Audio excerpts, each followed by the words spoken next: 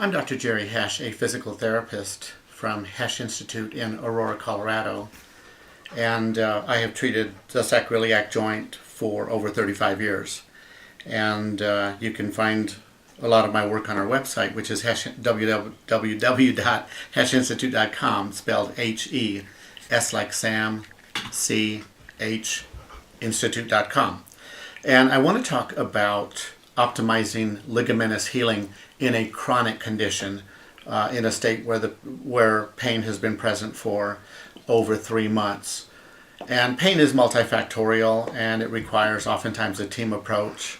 My focus is only on the ligamentous aspect of recovery from injury. And I'm going to use my own injury as an example.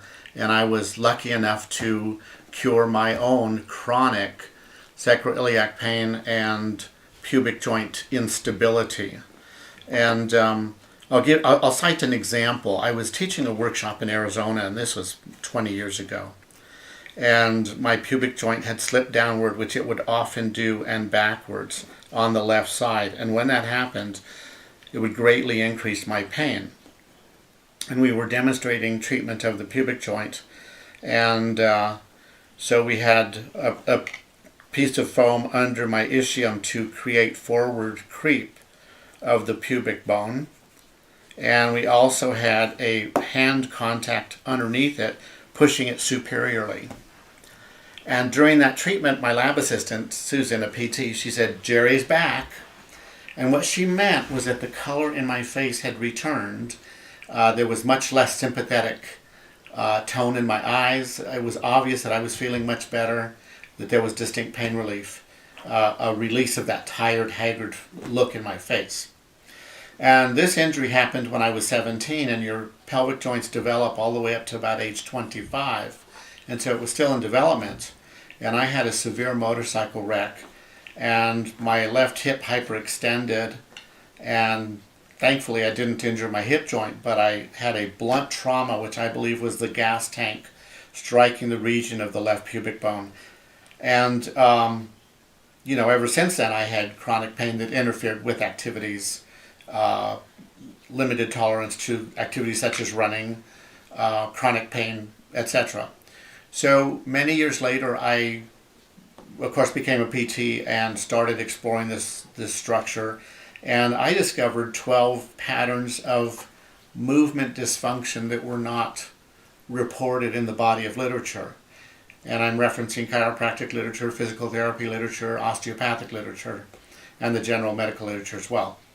Now, one of those patterns I discovered was this posterior glide of the pubic bone, and I discovered it by palpating the lower part of the pubic bone, whereas the traditional model only palpates the upper part and the very top of it. So we palpate top, front of the top, middle third, and add lower third. And also with my development of spring testing, pushing on the ischium and finding it stuck on the side where there's a posterior shift. So the ischium is right behind the pubic bone, and so if the pubic bone is shifted backward, then the ischium will be shifted backward as well. And this passive pushing and springing is the test I developed. And anyway, I went through frustrating decades trying to resolve my injury, and finally discovered a new pattern of dysfunction, which is similar to traditional downslip of the ilium on the sacrum, but it is an oblique movement of downslip. And when I discovered that I had that, and I treated it faithfully for a couple of weeks, this injury resolved. And only on a rare occasion would it recur, and self-treatment was very easy. So the manner in which I got my ilium to move back up in an oblique direction and reposition and reestablish stability was that I would bend forward over a piece of furniture and lean on my right hand, and I would take my left hip into abduction, external rotation, and progressive extension, and I would hold that for 5 minutes. And with a couple of weeks, that established stability. Now, this is a theoretical model because we don't have diagnostic imaging looking at the joint while I'm doing that exercise. There's no research on that. So we only have empirical evidence. And for me, that was profoundly effective. So my point is that there are advanced patterns of movement. There's up to 12 of them, which most clinicians are unaware of. And I teach these patterns. I primarily teach to physical therapists, but have had some chiropractors study it, a couple of physicians, but primarily physical therapists and physical therapy assistants. And so my point being that an advanced pattern, once corrected, may allow ligamentous healing, and I've been profoundly better since correcting that a long time ago, and it has maintained long term. So one aspect of ligamentous healing is establishing correct position of the bony pelvis. The other point about treating is you'll notice I treated it for 5 minutes. That is, and it was a gentle force, but that was so much longer than typical approaches such as a muscle energy technique where people push with their muscle for 10 seconds, relax, and then the therapist moves the bone a little bit further, the body part a little bit further, repeats it twice more times 10 seconds. That's 30 seconds only, and that's just not enough. Another comment that I'll make for ligamentous healing is an extension of that thought, in that many traditional approaches are just not sufficient in the amount of energy needed to make a correction. The pubic joint is a very, very thick structure. The fibrocartilage is 1 centimeter or more front to back, and it's about 1.5 centimeters vertical length, and it has powerful ligaments that spread out very far laterally on the top, on the back, on the front, and a very thick ligament underneath it called the arcuate or arch ligament. And so this structure being so very thick, it doesn't move in and out at will. You're not going to correct this by doing what we call pubic popping. And with pubic popping, I'll lay down on my back and demonstrate that. And that is when a person lays on their back and there's resistance to their knees coming together, and you push for 10 seconds and then relax. And you do that 3 times, and then you push outward against a resistance 3 times 10 seconds. And oftentimes that produces a sound, a pop sensation in the region of the pubic joint. And what that is a vacuum phenomenon of the adductor longus tendon inside the tendon sheath. So you're actually stretching a tendon, stretching a muscle. And it certainly does feel good when you do that, just like when you feel a little stiffness in your knuckle and you pop it. It feels good in that similar short-term manner, but it is not enough force to correct a significant shift such as an inferior pubic bone or a posterior glide of the pubic bone. It takes more energy, and so when I treat a pubic joint, I treat it for a minimum of 5 minutes with an applied force. Okay? I just posted a video yesterday, and I will link it to this one. And that video, I demonstrated on a client here who presented with hypermobility of the pubic joint, and you could literally see how my thumbs were symmetrical, and I could bump them against each other, but then when I would spring one pubic bone, you could see where the other thumb would overlie it when we approximated them, and the same happened on the other side. Now, if you have pubic joint hypermobility, as she had, because most people, when I do that test, I get the absolute slightest amount of give in a normal joint. In this example, it was rather dramatic. It was about 1/4 inch excursion. And we applied a pelvic belt up high at the usual location that people put sacroiliac belts, and we tightened it, and I came back and I retested, and it was still hypermobile. Okay? As a matter of fact, there is differing, people have different anatomy, but in a large population, a lot of times you compress the top, look what happens at the bottom. Do you see that bottom spread of the pubic joint as I compress the upper pelvic bones? So wearing a sacroiliac belt up high does not stabilize the lower pubic joint. She also had x-ray evidence of widening, especially of the lower pubic joint. So what did we do? We applied the belt low. We applied the support at the level of the pubic joint, which is also the level of the trochanters. And the trochanters are this big bump on the outside of your hip joint, on the outside of the hip bone, the femur. And compressing down low, we then applied that belt, snugged it up. I came and I retested springing, and it was very solid.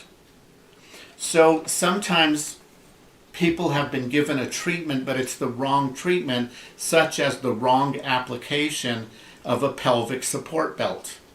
And wearing it high is not going to add stability to the pubic joint. And if you have a primary pubic joint hypermobility, you also have a sacroiliac hypermobility, and you treat them both by applying that support down low. And the advice I gave this person was to wear it up to 3 months and to wear it intermittently, to find what her comfort zone is. You don't have to wear it all the time. Wearing it a couple of hours a day is definitely going to make a difference. And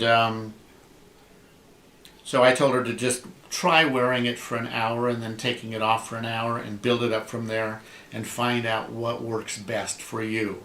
You don't have to wear it all the time, but it does take about a period of perhaps 6 weeks to 12 weeks for optimal healing using a support. So my next concept is that of talking about reflex therapy. I have several YouTube videos talking about this, and this is where someone has hypermobility on one side of the body. And we treat the opposite side of the body to reduce that hypermobility. And my latest example was a person who had ankle hypermobility. And this happened just last weekend when I taught a workshop in Albuquerque. And I showed a positive drawer sign where we draw the foot forward at the ankle. And you could clearly see on the film that there was increased motion when I did this test on the right foot. But on the left foot, it was very, very solid when I tried to do this test. So the hypermobility was on the left side, and the conclusion that most clinicians would make would be that that ligament is stretched, and therefore we need to put a splint on him or a cast on him, wear that for 6 weeks or so, maybe more, to get that to heal, and then do lots of strengthening, balance, proprioceptive exercises. Now, the last part I agree with, but what I did with him was I came over to the other foot. Let's pretend this is his left foot. And I took his left foot, the good foot, the strong one, and I stressed those ligaments. Now, I cannot tear those ligaments with my hand.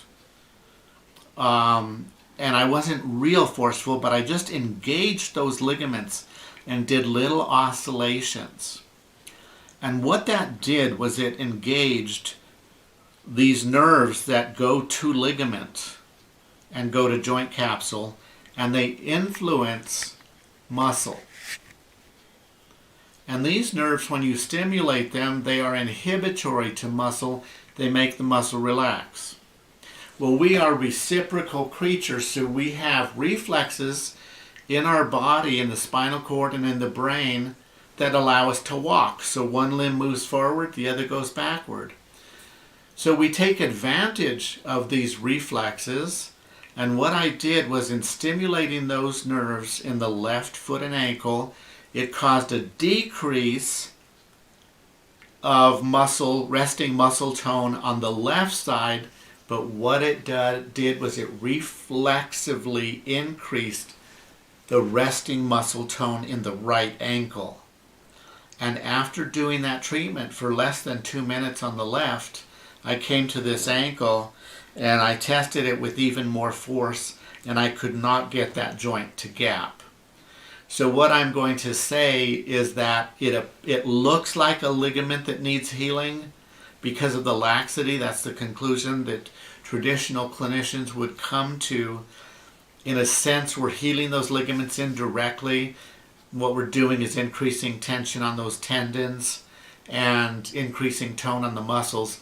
But we also have to realize that contrary to traditional anatomy, where we think a ligament goes from a bone to a bone, extensive detailed dissection shows that there's a lot of fascial connections between muscles and connections of muscle to ligament, directly or indirectly.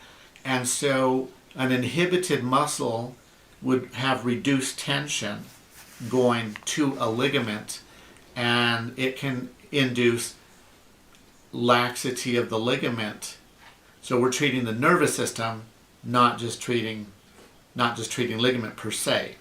So we're primarily treating muscle tone with that treatment. And the left leg recovers very quickly. I don't create a long-standing inhibition. And the example I'll use for you is my own finger. This joint here was lax and it was painful. And I decided to experiment, and I treated the opposite side in the same way. I engaged those nerves and oscillated it, stressed those ligaments. And you could see this gap when I would stress it. It no longer gaps. It's been more than 7 years. It no longer hurts, and the ligament is very strong. So I found that this is a very long-lasting phenomenon. So how do we apply it to the SI joint and the pubic joint? If you have someone who has hypermobility on one side, then what you could do is stress the ligaments on the other side to reduce muscle inhibition affecting mobility. And just like the example we gave you at the ankle, that would encourage ligament healing or restoration of normal ligament tone via muscle, via the nervous system. Strengthening makes perfect sense. When you strengthen muscles, you strengthen tendons, and you strengthen ligaments. So generalized strengthening after you remove inhibition makes perfect sense. So I think I've covered most of the thoughts I wanted to. Let me look at my notes. And I feel like I've covered what I wanted to. And I hope that this presentation on ligamentous healing in the chronic population has been helpful. Thank you.